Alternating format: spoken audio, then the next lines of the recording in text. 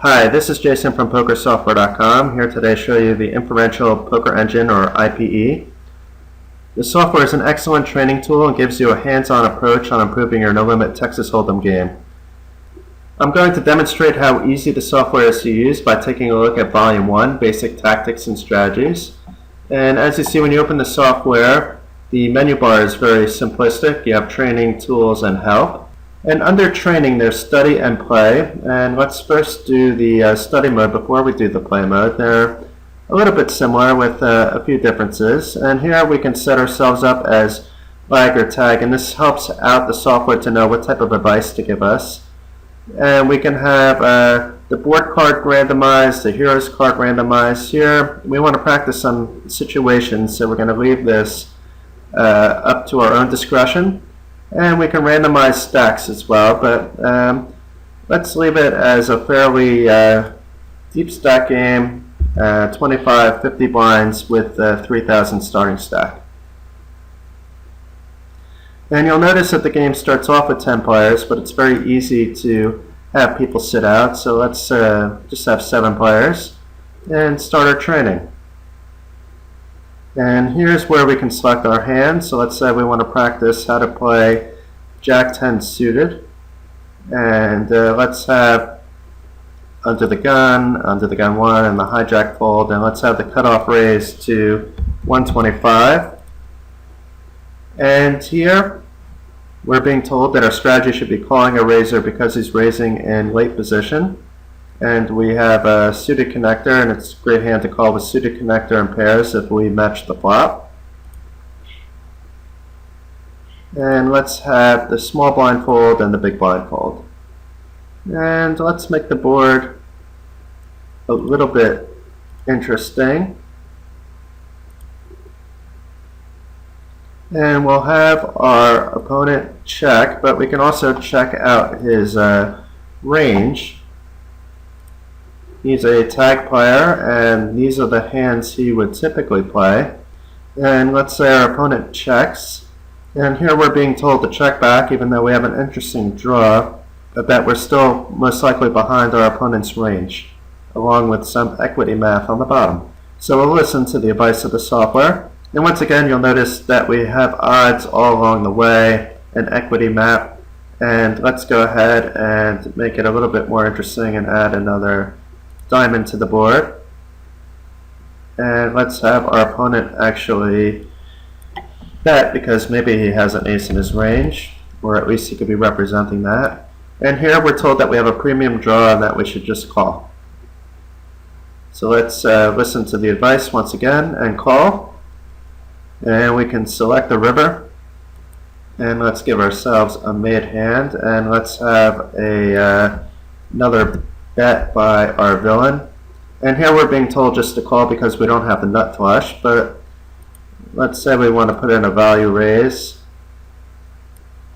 We can go ahead and do so and play the hand our own way as well. So the study tool is interesting, but what I like even better is the play mode. So let's take a quick look at that. So here we don't have the choice in terms of whether we want to select our hands or the board hands, which makes it more of a realistic playing situation. And once again, we can randomize stacks or leave everybody's stack size the same. And let's get rid of a couple players here. And just a note, you could tell whether the player is lag or tag by the little green or red square on the player. And we can move ourselves, we can move the button, but let's go ahead and start the training.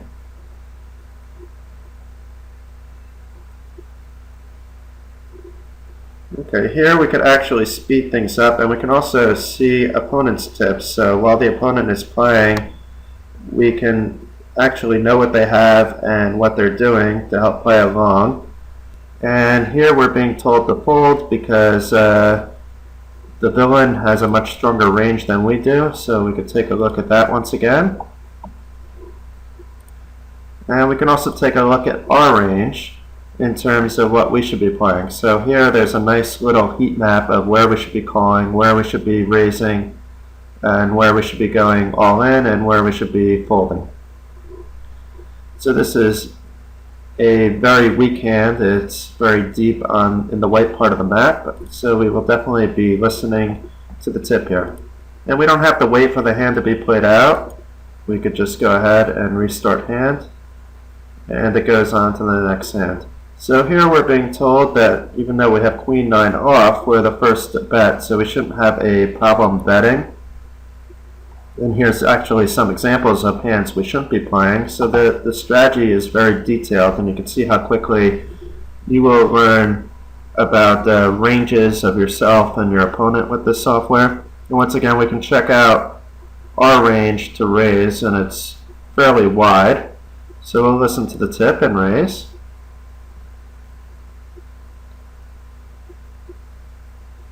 And here we got 3-bet. And it's telling us we don't have a strong enough hand to be calling a 3-bet. And let's take a look at the villain's range. And here is his 3-bet range, and it's very strong and beats most of our range, if not all our range. And here would be our range to go ahead and call, or call and raise, or to just raise.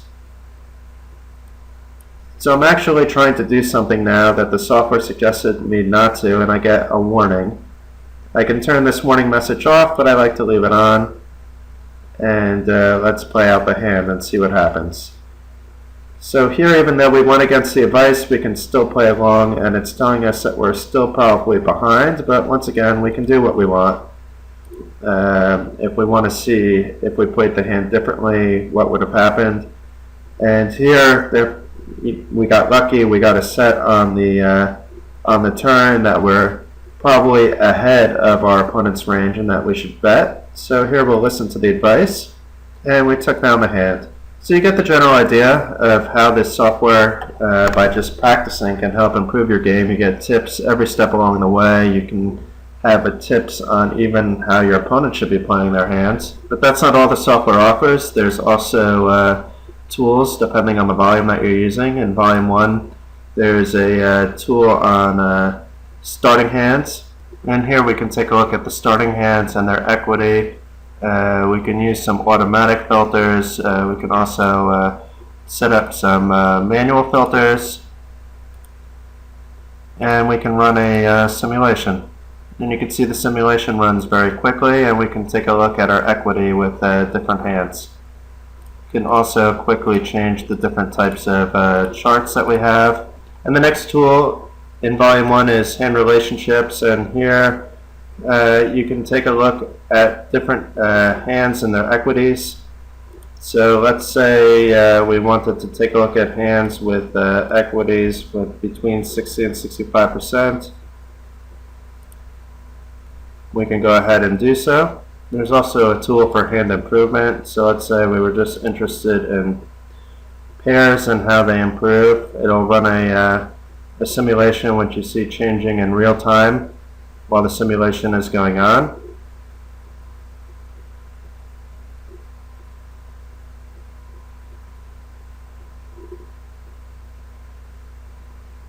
And you'll see that about 10-11% of the time you'll get a set on the flop, but it's still going through millions of hands to get you a more accurate figure. There's also a tool for board types. Let's say we just wanted to look at suited hands, or we can look at specific cards, and we want to compare with other cards. We can go ahead and do that and see that we typically should win QQ versus 10-10 about 81% of the time. And you can see the simulation once again is going through a ton of hands to get you the most accurate result possible. And when the simulation is done, it gives you a nice little chart at the bottom as well. And there's also a tool for table hands distribution as well. The Inferential Poker Engine has something for everybody, and if you're looking to improve your game, I highly recommend you checking them out.